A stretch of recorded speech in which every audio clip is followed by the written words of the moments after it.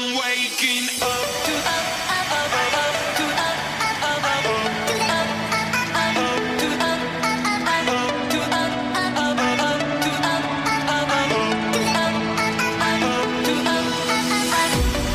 Waking up to ash and dust. I wipe my brow and I sweat my rust.